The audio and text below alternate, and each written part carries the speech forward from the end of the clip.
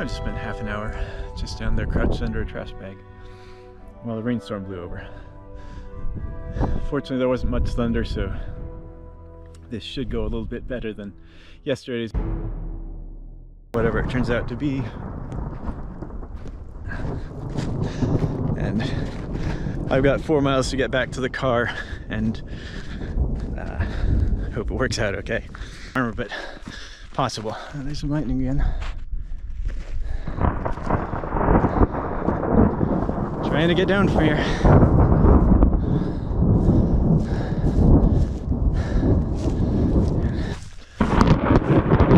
That was close.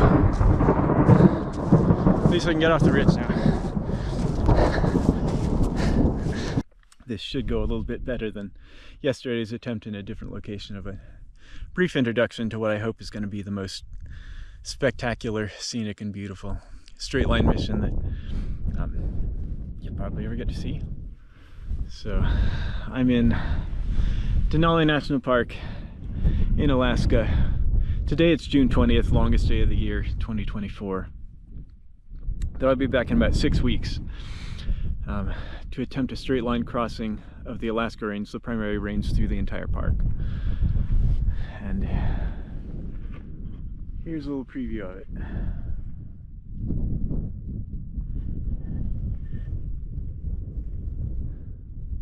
Those two sheep probably had no idea why I was crouched under a trash bag out here.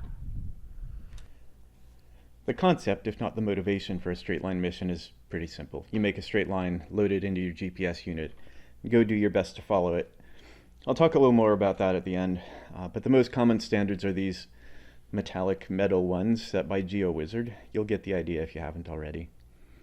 So I'll mostly let this adventure unfold naturally, but here's a brief overview of the route as a whole. Starting in the lower right to the north, I'll be hiking towards the south-southeast.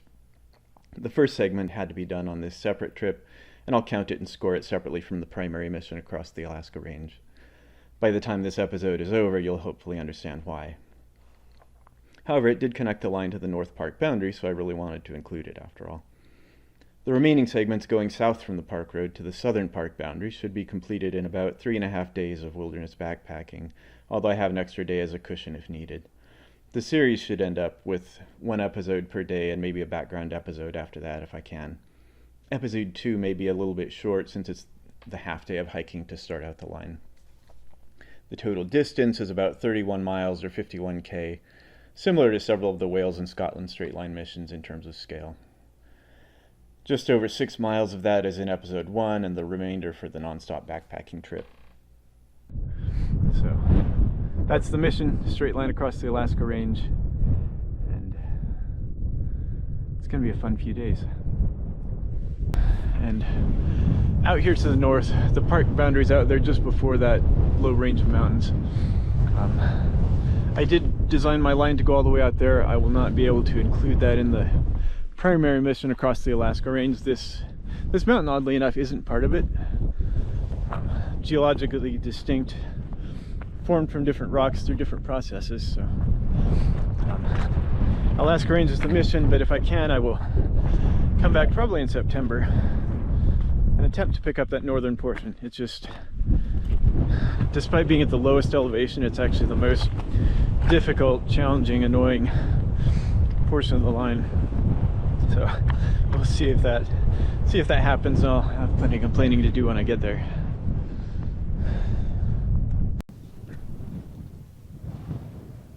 I sat on a rock to enjoy the view before the long hike back, and soon the 2 sheep that had been there when the storm started turned into 10 or more. They're Dall sheep, a native wild sheep, and one of the major reasons the park was first founded over 100 years ago. When the gold rush was on, there was precious little law to be found, and market hunting was a threat to anything edible. With its creation and management by the National Park Service, Denali is probably the most accessible of the truly massive national parks in Alaska. And you know you're in a wilderness when most accessible means a single 90-mile road into the park, mostly closed to private vehicles after the first 15 miles. So this straight line mission will be taking place in a protected landscape, and the National Park Service's mandate to protect the landscape, that's a mission I truly support. Anyway, there's a reason I bring this up with the sheep on in the background. Everything I do will be done as best I can with respect to the park and its regulations, and in an attempt to leave no more of a mark than I would on any ordinary hike. No doubt some rocks will be kicked loose and some branches broken in my passing, but hopefully no worse. A few rules, though, will directly shape my adventure. Some, like no campfires during summer, might be noticed by their absence, if at all, and some, like waste management, don't really need a lot of discussion. The most visible and direct effect, though, potentially has to do with avoiding harassment of animals and bear safety especially. For most large mammals, I'm required to stay 75 feet away or farther if the animal is showing a response to my presence and changing their behavior. In the case of these sheep, I was sitting on a rock before the herd ever showed up. They knew I was there and they carried on all around me, although they didn't approach too closely regardless. But bears are a much different situation. I'm required to stay 900 feet or farther from bears, and if I don't notice one until I'm closer, I need to change course and get back to a safe distance. So if there's an animal on the line, in most cases I can wait for it to move on and then proceed. If there's a bear on the line, whatever pathfinding decision I make will be based on the bear and not my own absurd activities. On top of all that, food has to be stored in a bear canister at least 300 feet from my campsite, and the safe placement of food could require that I wander a bit in the evening after ending the hike for the day. Similar to setting up camp on any other straight line mission, once you clock off for the day, you may not be concerned about staying on the line as much. There will be small mammal encounters too, no doubt, and while you can't walk down the road without walking past chattering ground squirrels burrowing in the berms, let alone stay 75 feet away from them at all times, you still need to avoid harassing them. And the goal of all of this, of course, is to give the animals a chance to see humans as neutral, not a threat, not an annoyance, or especially not a food source, and ultimately to preserve a space where humans are visitors just passing through.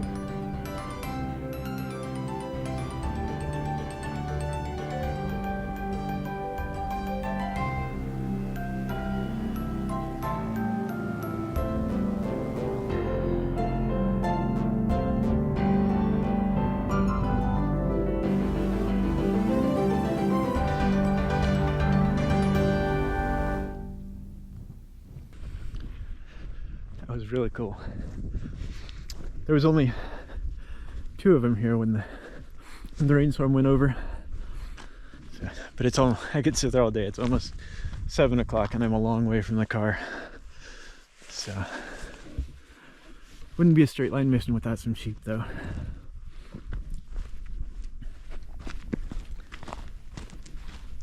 And now on with the mission. I'm on my way to the start of the line. I thought that was a brown boulder, and it's a bear.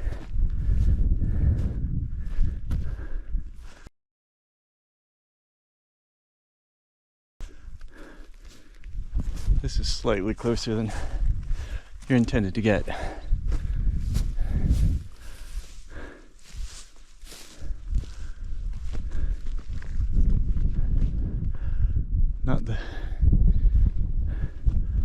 Not the terrain I wanted to detour through, but there's no choice.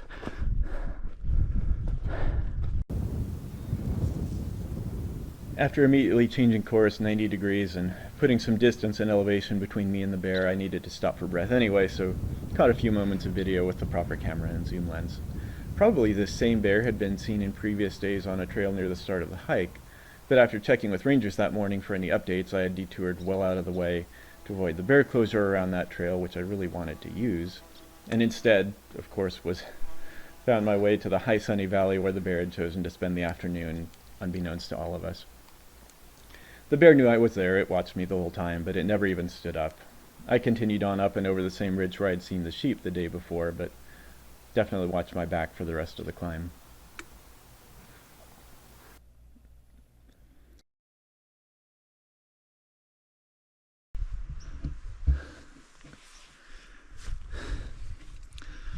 After 18 months of obsessing about this, since I first became convinced it was possible, after the previous 2 days of hiking, trying to get some video for the excessive intro you probably just watched, ending in thunderstorms on mountaintops both times, after 7.5 miles, 2,500 feet of climbing to get here,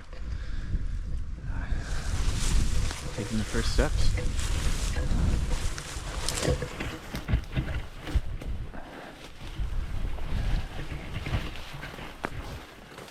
As near as I could tell,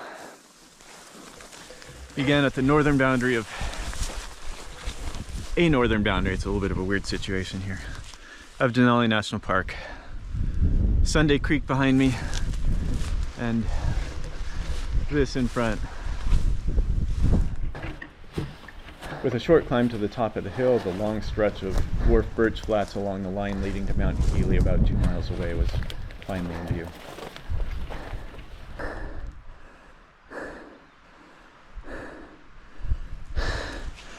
Straight line just cuts through that river canyon, right along the riverbank, up and over the lower slopes of that ridge line, down on the other side to a road and parking lot where this northern segment ends. To get out to the start, to avoid the misery that I know is on this portion of the line, I hiked up and over that mountain, right between those two rocks, kind of at the high point, down that slope, and took a cross-country route over here. With a steep climb both before and after the bear sighting and the frustrations of the line still ahead, this gentle and easy descent through the tundra was by far the best part of the day.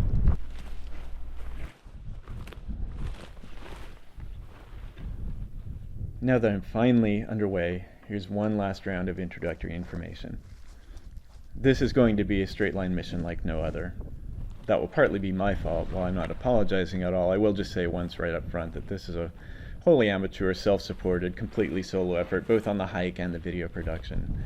Done purely for love of the place and because I personally have a strange appreciation for the challenges of a straight line mission.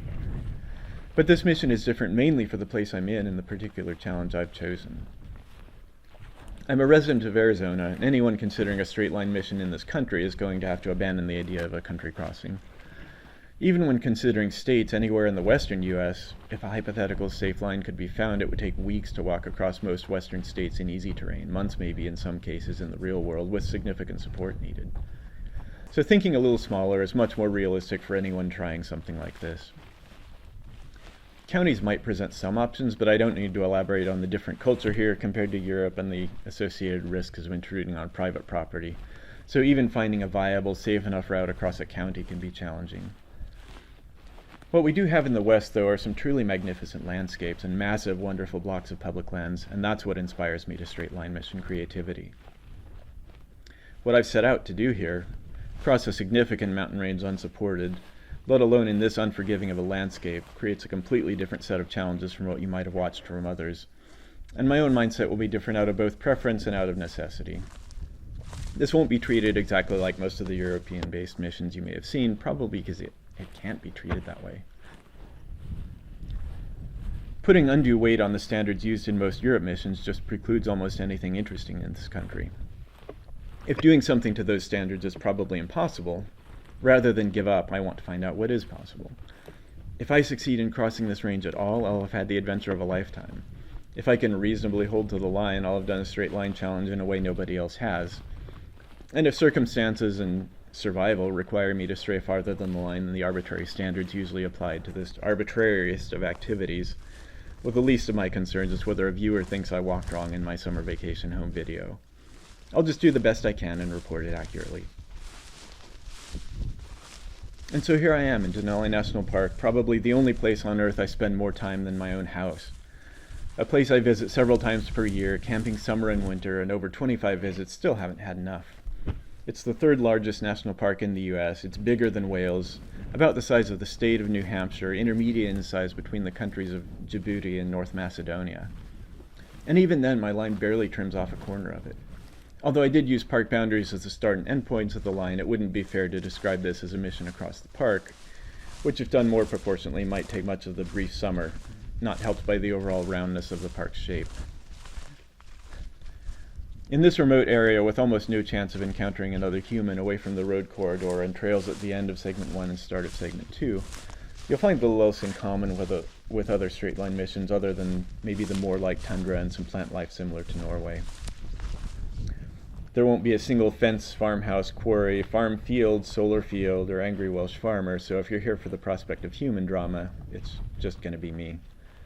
Although wouldn't it be too much if a couple of Welsh farmer victims from past straight line mission attempts were out here on their vacation of a lifetime, backpacking out into the wilderness and watching some magnificent sheep that for once in their life aren't their responsibility, and I straight line right past their camp shouting at a camera about lines and deviations. One other feature that stands out about this video series is I'm burdening myself with a DSLR and the fewest lenses I think I can survive with. Honestly, carrying too much camera stuff is what has held me back from doing more backpacking here, and most of my trips focus on photography on day hikes and long bike rides. But I should have a workable balance here and weight I can cope with. So when I stop for an animal or scenic view and get out the real camera, while the video won't be mistaken for a BBC production, and I certainly won't be mistaken for David Attenborough, it's going to be a lot prettier than the standard GoPro footage. And finally, by profession, I'm a biologist, and I'm not at all interested in fighting the urge to share bits of trivia, even just species IDs or anything that adds some context to the adventure. I do want to keep the adventure moving along despite how this intro has gone, but why would I come to a place like this just to stomp on past everything that makes it so special? So now, as we really, finally for real, get back to the task at hand, I hope you enjoyed the absolute spectacle of the scenery on this mission, which will only get better after this episode. Don't mind the relaxed pace, maybe appreciate some of the information I've added for enrichment, and definitely enjoy taking no part in what this took to accomplish.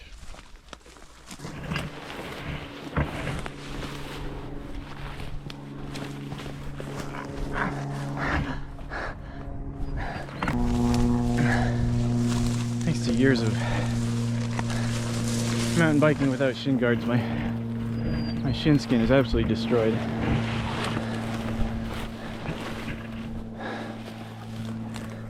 Tears easily and doesn't heal well, and I just tore some off, I think.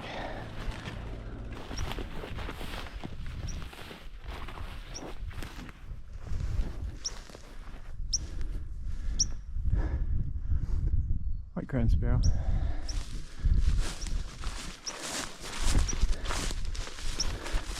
Common here in summer, common in the lower 48 in winter.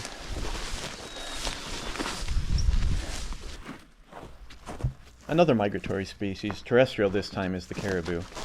This probably won't be the last shed antler we see along the line. Denali doesn't get the massive migrations of thousands of them that pass through eastern Alaska and Canada, but smaller herds do move through in the spring and fall.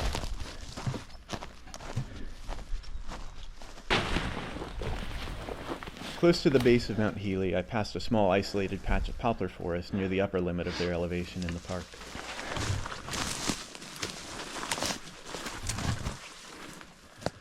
I don't think the route crosses much, if any, more patches of aspen or poplar. But the park has some huge forests of them. More spruce cones. And hills around the entrance to the park are just golden in fall with the aspen and poplar. I would have loved for this to be a fall adventure, but unfortunately right about the time the leaves start turning, the weather becomes too unpredictable to plan on. When I've got one shot for this, it had to be when early enough in the season that I could reschedule if I needed to, for one thing, but when there's a good chance of good weather. It can snow any time of the year, but a lot less likely in midsummer.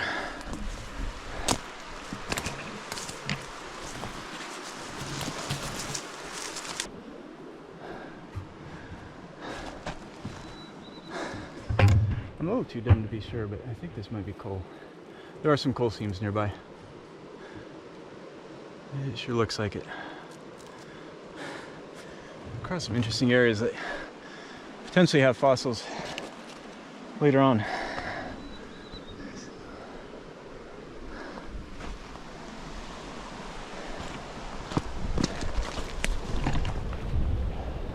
After around 9 miles of hiking to get to the start of the line and back to this point, this creek, the largest along the segment of the line, was my first planned water refill spot and time for a short snack break.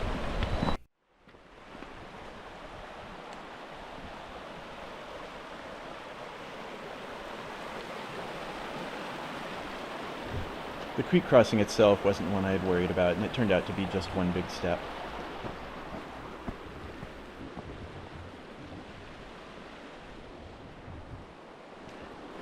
It's U Creek, EWE like a sheep. I just stop and refill water there. Brand new filter, hope it works.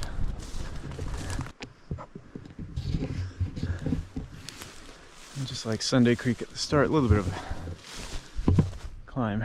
And the first glimpse of the horror that lies ahead.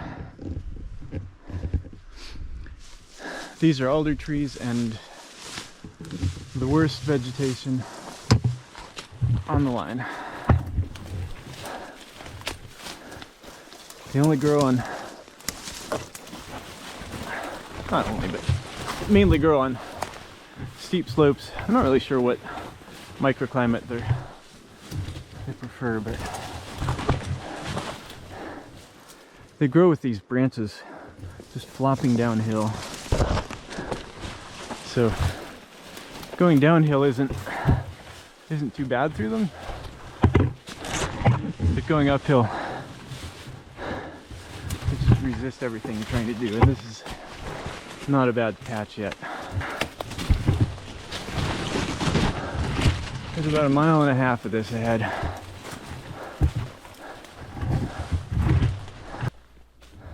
My first experience with alder forest was in 2020. Opportunity suggested that I do a night hike to reach a remote mountaintop by sunrise, and it was a rare chance I could never pass up. The hike began at 1 a.m. walking up a riverbed under early September northern lights, but in a full spectrum emotional swing, within an hour I was crawling up a steep slope on my hands and knees in the dark, yelling at plants. Even when free of the alders, the rest of the climb was steep, occasionally unsafe in the dark, but I made it to the summit area as the sunrise lit up Denali and the rock formations in front of it with 360 degrees of just pure wonder all around me.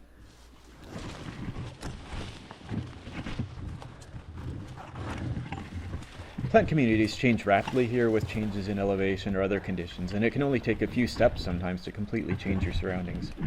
Bands of different trees and shrubs create different challenges ascending a mountain slope until reaching the open tundra. This will probably be apparent a few times on the overall mission.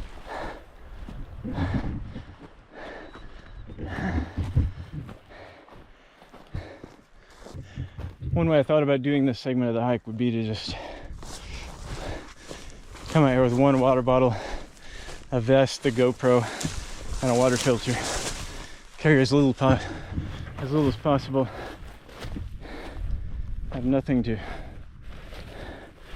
drag you down through the alder patches. Instead, I did it this way.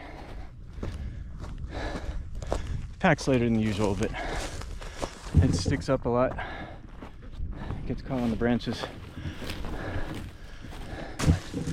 It's 6:30 right now. The sun sets in 6 hours. I don't know, 4.5 or 5 miles to go probably. Might just make it. Cotton grass is a favorite plant of mine and a common sight in the right areas. I'll probably take a closer look in a future episode, but some of you may already recognize it from somewhere. With the relatively easy 2 miles from the start behind, as well as the first small patch of alder, this high point gave the best look yet of the line ahead, and it wasn't looking easy.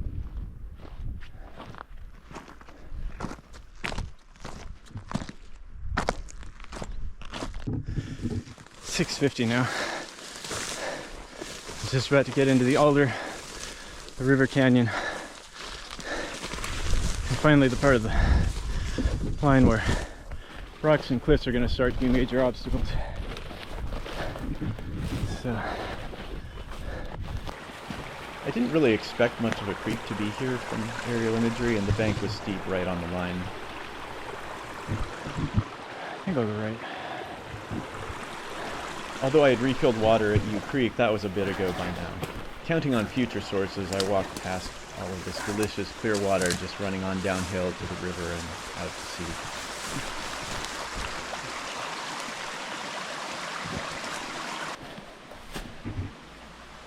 Keeping an eye on the GPS to make sure I didn't go further off track than I had estimated, I found a route around the right side of the cliffy creek bank and worked my way through the shrubs up to the top and back onto the line. That's maybe only 50 feet off the line. That's the first first obstacle, one I probably didn't even know was there, and maybe some big ones. As I got into the areas where I'd been anticipating thicker alder stands, the initial segment, which, while not always easy, was a little more patchy than I had feared it would be. There were a few open breaks and mixed stands with the dwarf birch, which, with its small twig-like branches, was easygoing for everything but my shins. I wasn't getting my hopes up about the path ahead, but was grateful for any chance to speed up.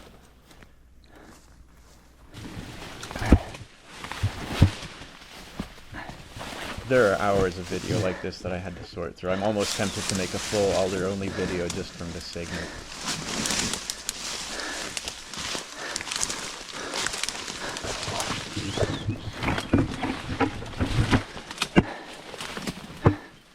This is just the beginning.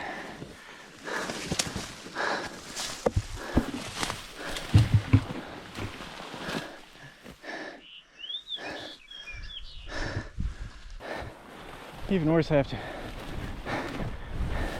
climb up and over this,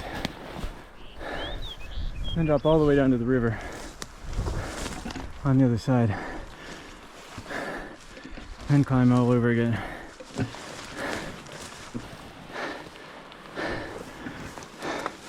So far, this is absolutely living up to my nightmares.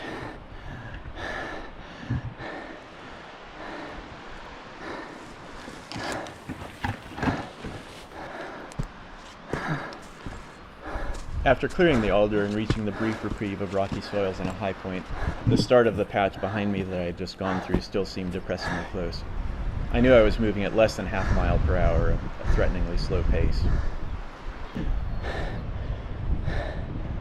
I don't remember if I expected to go over or below that, but I'm going below it. Right on the line. So it looks like about the same deviation either way. Actually, I think, yeah, below is actually better. Good.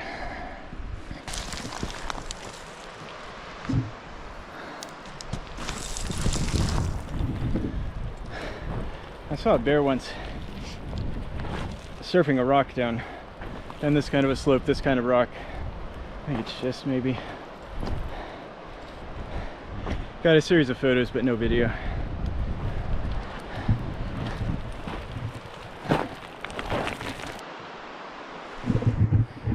About 30 feet off the line for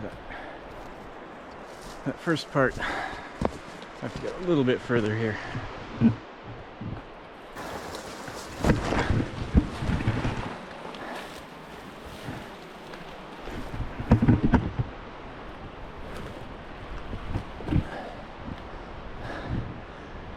He took all out of pleasant surprise, but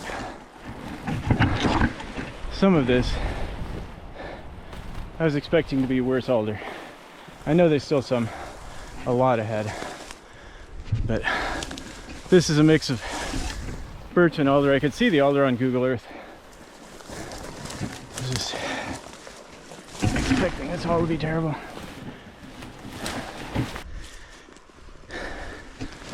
Even a bit stranger than the dwarf birch forest. This is actually a tiny dwarf tundra willow species. You never guess it unless you recognize the willow flowers.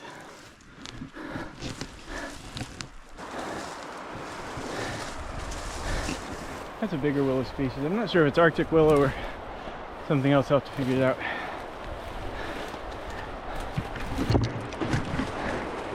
I said climbing through alder was bad. I'm starting to think going sideways through it might be worse.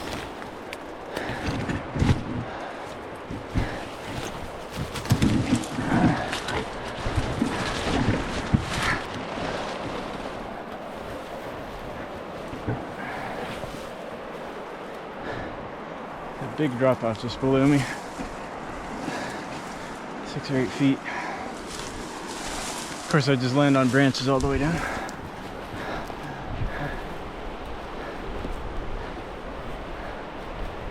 Another small obstacle I hadn't even noticed during line creation, I was faced with a short, steep, but relatively simple and unthreatening scramble down into a larger patch of poplars. and finally a brief break from the steep shrubby hillsides.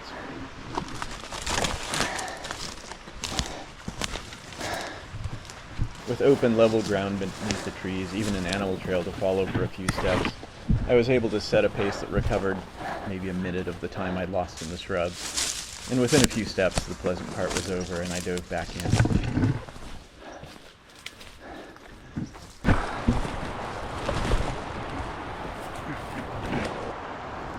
I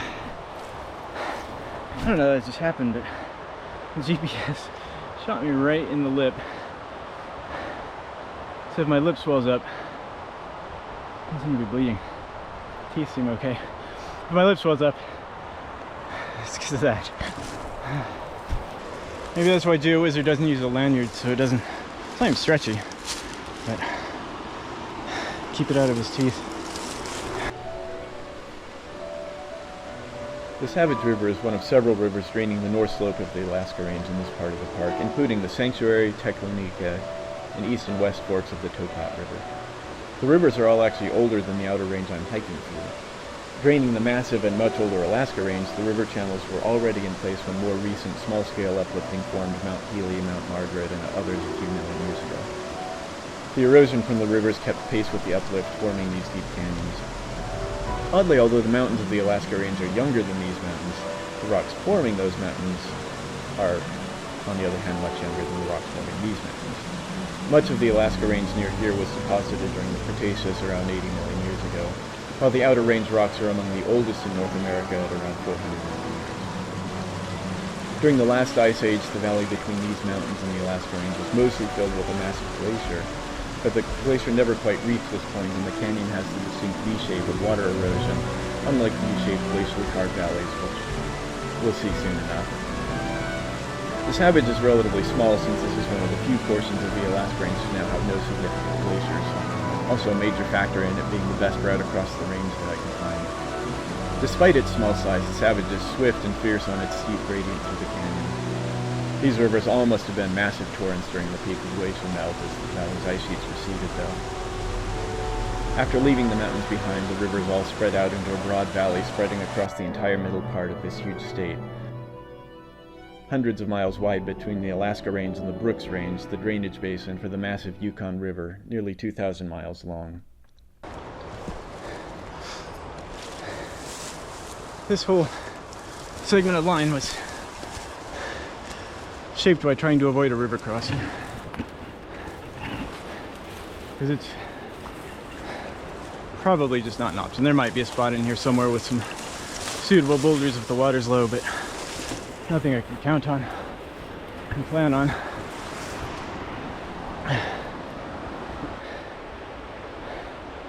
The rest of the line was shaped by the mountains I have to cross, so everything in between that wasn't impossible had to become part of the line. And just skimming by the riverbank here and back up onto the hillside was how it worked out. So this was what I thought would be the first potential major deviation off the line. And now that I get here, surprisingly, there do seem to be some little pathways up. If there's vegetation, there's soil and traction. The river was running a bit high and was pretty silty, and I chose not to refill my water again. It often runs clear, so I chose to wait for smaller streams ahead to keep my new water filter cleaner for the trip still to come. You can deal with silty water by letting it settle before filtering, but I didn't have multiple bottles that you need for that. After leaving the river, the line almost immediately went into a steep climb into the next stretch of alder, and I needed to take a path that drifted off the line, although still within 25 meters. It isn't until I stand up here that you get a better perspective of the steepness of the slope. As the shrubs thinned out around some small cliffs and outcrops, I had another choice, unsure of whether I'd be better off climbing above or going below the cliffs.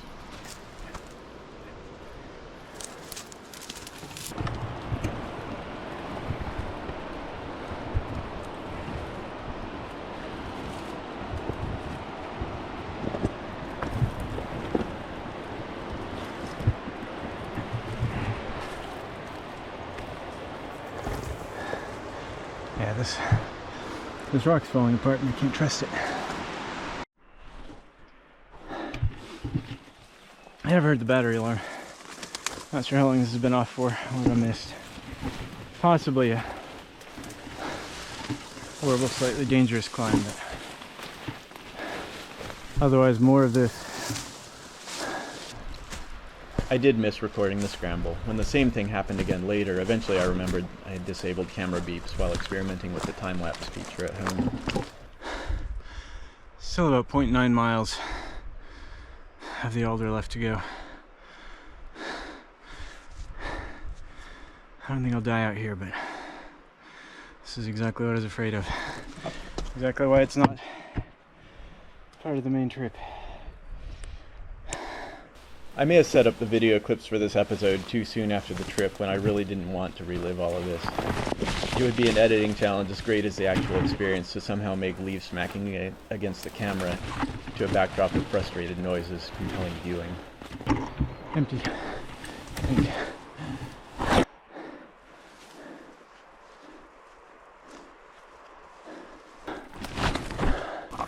Each rock outcrop provided a short break from the alders and a chance to feel a breeze for a moment before the next stretch. So bad.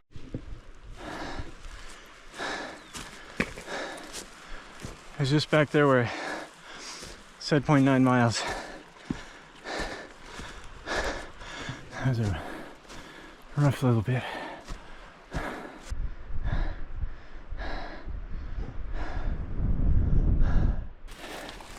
It's also 8:50 now. It was 6:50 when I got to the first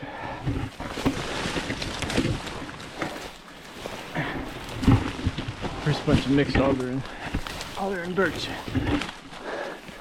Still 3/4 of a mile of it to go. Feeling increasingly worn down, a large break in the alders was an unexpected help. I was nearing the end of the alder forest, but with the largest cliffs and biggest alder patches just ahead, my water situation was worrying, and I was counting on water in the next small drainage. This is a lifesaver.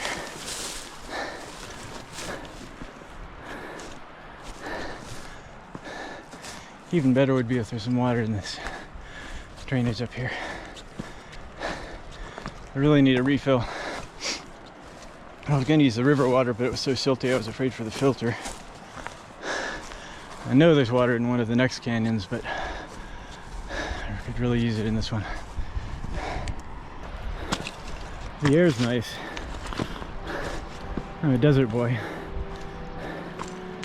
This is hard work and I'm sweating.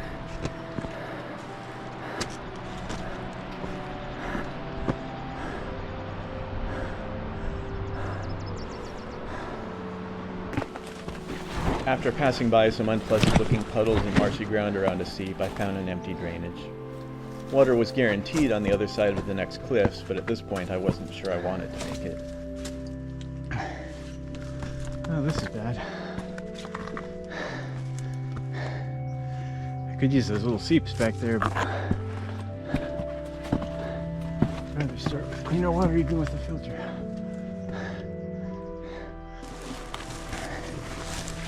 Okay, I think it's time to blow the line up.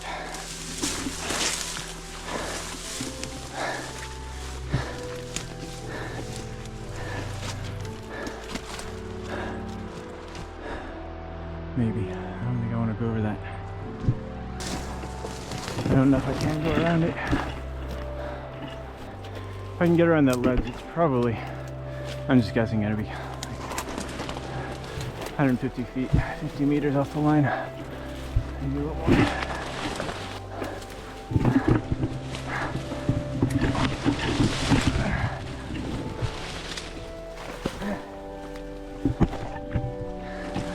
Surrounded by calling white-crowned sparrows, having made the choice to go low, I still had to struggle a few more feet to reach the open ground.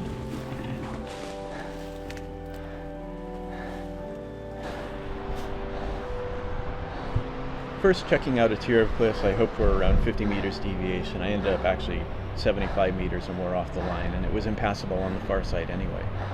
I had to retreat to go down below all the cliffs around 95 meters off the line. But there was indeed a way around the cliffs just within the 100-meter mark. Just about 80, almost 90 meters off the line, so probably bronze territory. I had chosen poorly, though. Hundreds of feet below the line, below alder that was about as dense as it gets, out of water and energy, and even with sunset after midnight, running out of time to complete the line, giving up was the only choice. I just can't get up there. I can't even follow the river and just get back because there's a cliff on this side. It goes right down to the water. I think that's it. I won't even lie and sail. Come back and finish that someday because I know what it would take to get to the point where I couldn't keep going. So it's a slightly disappointing end to this park, but it was just a secondary goal after all. And real adventure's still coming up. I think what I'll do is just find a spot where it's as shallow as it can get. Wade across, I don't care if I get wet now.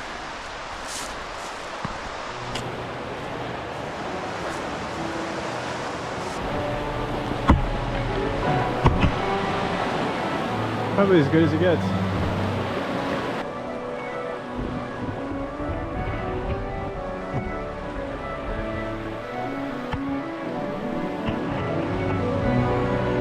The swift stream had swept the stream bed nearly clear, including the slippery. It's only knee deep, but hard to stand against. The water was knee deep, then thigh deep, then waist deep. But after a slip that nearly sent me in, I was out of the strongest current and across the river.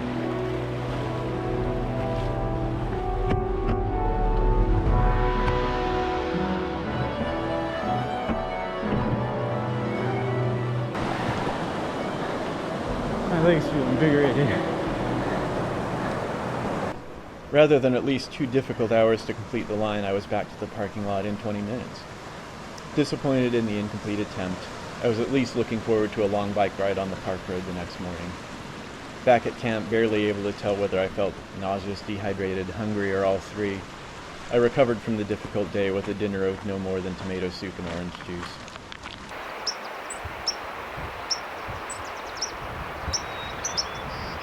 The next day, overlooking the Savage River, white crowned sparrows sang on rocks poking out of the alder. No mountain bike in sight. What I meant when I said I was never coming back, apparently, was that I'll certainly never redo the whole segment, but that I would go back, lay around my campsite for 10 hours, and get up and admit that I couldn't go have fun elsewhere in the park when I could be miserable out here. So I'm right back where I gave up. Drifted off the line yesterday and heading over. It took like an hour and 45 minutes to get here. It was a much better route than the line, bypassing most of the alder, but confirming I can go up and over this. There is a route. Get it done one way or another. Completing the line segment on any terms in the end was more convincing than anything else I could do as my last full day of the brief trip. Having taken advantage of the hike in to scout whether I made a mistake going downhill the evening before, I'd confirmed that it was not only possible, but much preferable to climb up and through the cliffs. Some scrambling was required, but it actually also cut down considerably on the amount of alder crossed. Certainly wasn't that intentional, but I could tell while climbing down this that the line's really about the best path through these little cliffs. Looking yesterday for a way around it was never going to help. This little chute was the only safe way through. It's like 50 feet off the line. Climbing up this chute was the only chance to stay close to the line, although I had seen that I would be first farther off the line on the far side of the rock outcrops, potentially 75 meters or farther, but comfortably within 100 meters. The scrambles here were all on firm ground, and while I wouldn't want to fall, there was no need to either.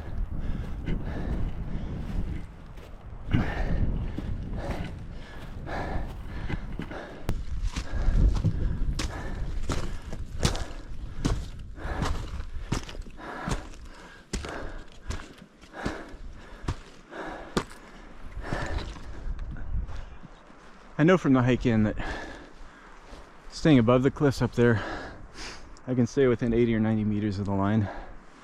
Going below on that side, I'm afraid it would turn out to be just like yesterday, and I'd end up too far off the line and trapped with a steep climb through Alder to get back to it. So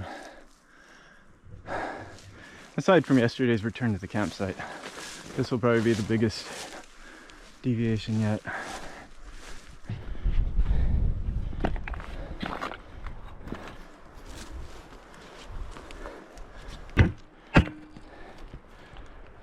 Even after emerging from the rock chute, there was still a steep, loose climb to reach the high point of the ridge. The loose rock was no more than a minor inconvenience, though, and soon enough I was at the top.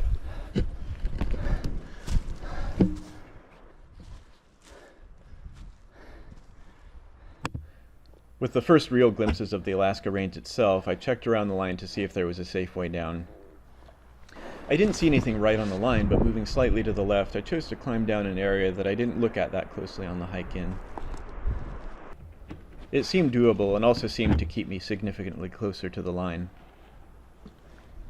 Note that I did have a head strap for the camera, I just chose not to use it here. Going down something like this face first isn't often the best choice, but it seemed like the rock steps were structured just right so that I could use my sturdy monopod as a third leg while climbing down.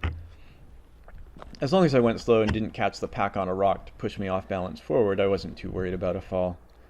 Maybe I should have been given the series of drop-offs, but my awkward method worked well enough, and as I climbed down, I was even moving back closer to the line than away from it.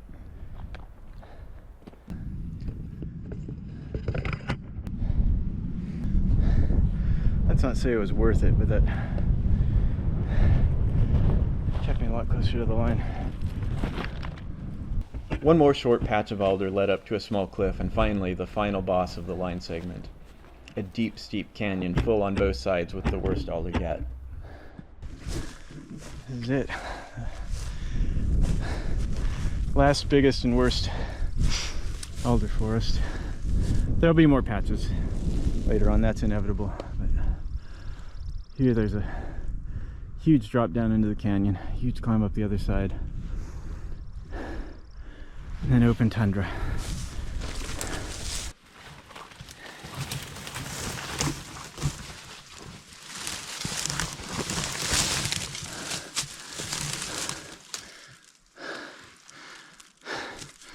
I'm only a few steps into this. The unbroken aldery descent into the canyon bottom took 26 minutes to make 900 feet of progress. That's a speed of around 0.3 miles per hour. Every step of it was across the slope angle and across the direction of the alder branches.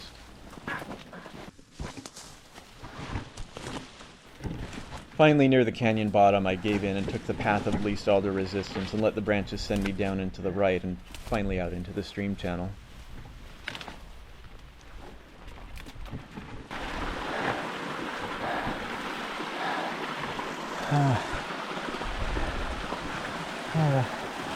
And below the line, I have to go above. This stream, which had been crystal clear above where I'd seen the bear, was filled with iridescent schist flakes and a final silty blow to yesterday's hopes of clear water. I had been able to see on the descent to the stream that the misery of the climb could be lessened with potential strategic deviations into open patches, so I followed the stream a short distance above the line to begin the climb. Finding my way in and out of openings absent from the descent into the canyon, The climb still had its challenges, but was over surprisingly fast.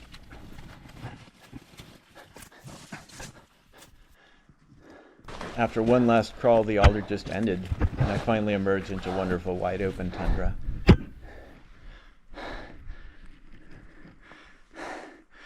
meant to cut my hair before the trip. Probably have fewer aphids in it. I think that's the end. Where I saw the bear yesterday was over this ridgeline in the next valley. Nobody's really reported where it's been since then. It may have been a sunny, warm day in late June, but much of this had been under snow a few weeks earlier. Spring wildflowers were all around, normally a distraction for me, and something I hope I can take more time for later in the mission. A 500-foot climb remained before the high point of the segment, but nothing stood in my way except my own metabolism. While thoroughly hydrated this time, I'd made the alternative mistake and left my snack bag in the car today. I hardly cared on a shorter hike like this on such a perfect afternoon, though, and after the climb, the only thing remaining was a casual descent to the car in under 2 miles. This was finally a small taste of what there is to look forward to in the Alaska Range.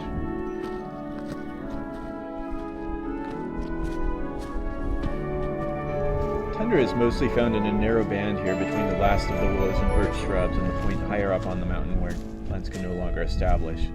And above that, bare rock and eventually the permanent snowpack and ice of the higher elevations. Maximizing time spent in tundra was another factor in planning the line as I did, and it's by far the most pleasant place to be in summer here.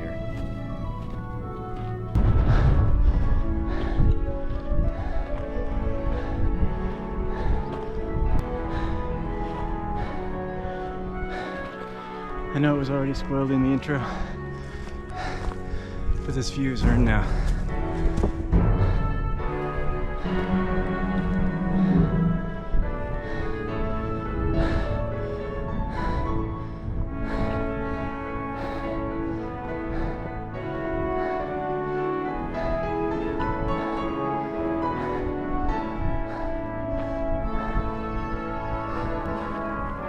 Crossing a small valley to a secondary ridge and a trail, the view got even grander, although Denali itself would remain under cloud cover today.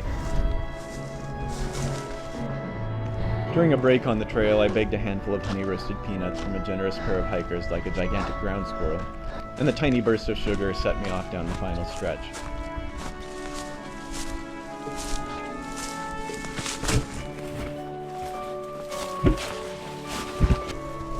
I passed an open stand of alder I could practically run through and descended back into the dwarf birch zone.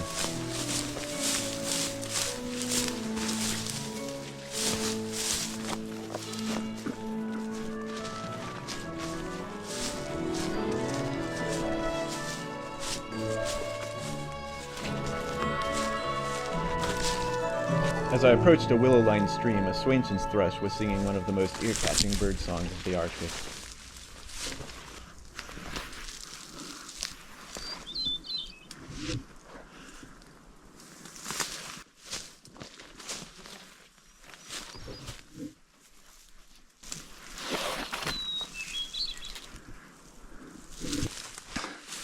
Robins are related to thrushes too.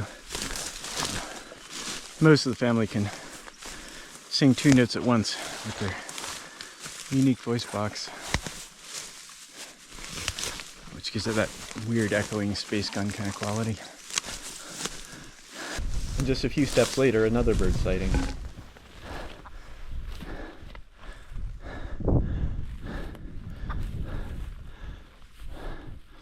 Willow ptarmigan.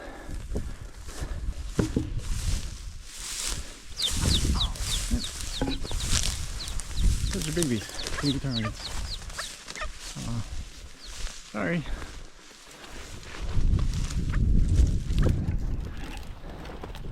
He's doing a predator display to lure me away from them.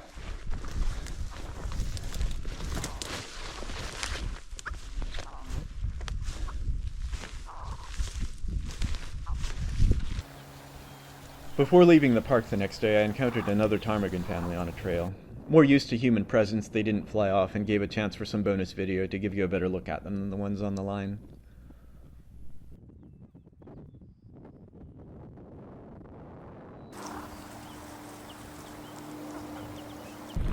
Yeah, basically wild chickens. Their mating season is in late winter when there's still a lot of snow on the ground, and the snowy hills are just alive with those weird chicken calls.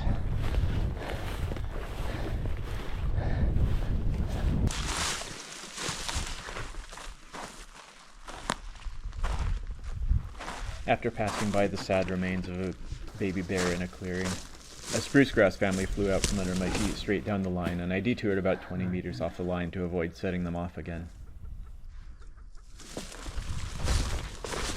Okay. A little off the line to avoid them, so they flew straight down it.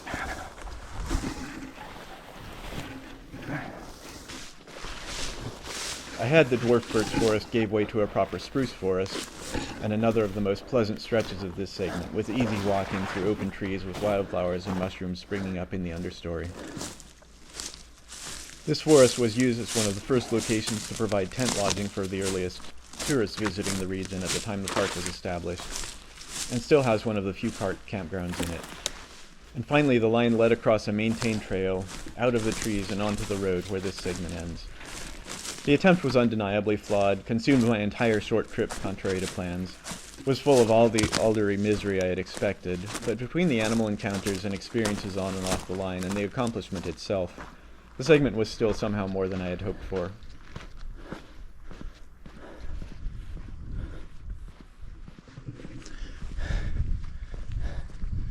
Debatable success, but here I am, right on the line now.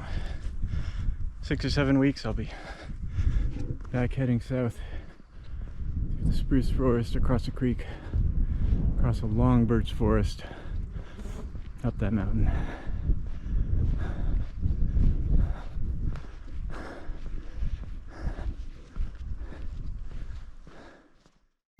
The effort it took for this episode was a little disproportionate to the actual linear progress I made, but there were reasons for that, and my plans were changing literally every day on this trip. So how did I do then?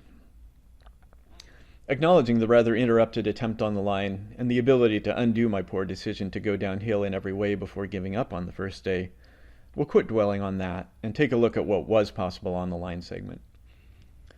First off, here are the results provided by the helpful site Score My Line.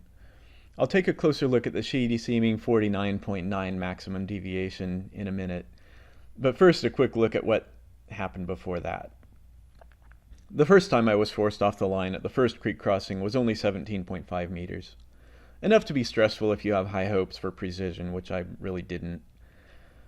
Next, the climb up and over a rock outcrop where the camera battery died was about 22 meters, getting worse as I got into the more challenging terrain. No other deviations were worth mentioning until I followed the downhill trap the first evening, which was all the way out to 95 meters before I abandoned all hope. Once I restarted the next day and went uphill, I was immediately forced just over 25 meters off the line climbing up through the narrow chute.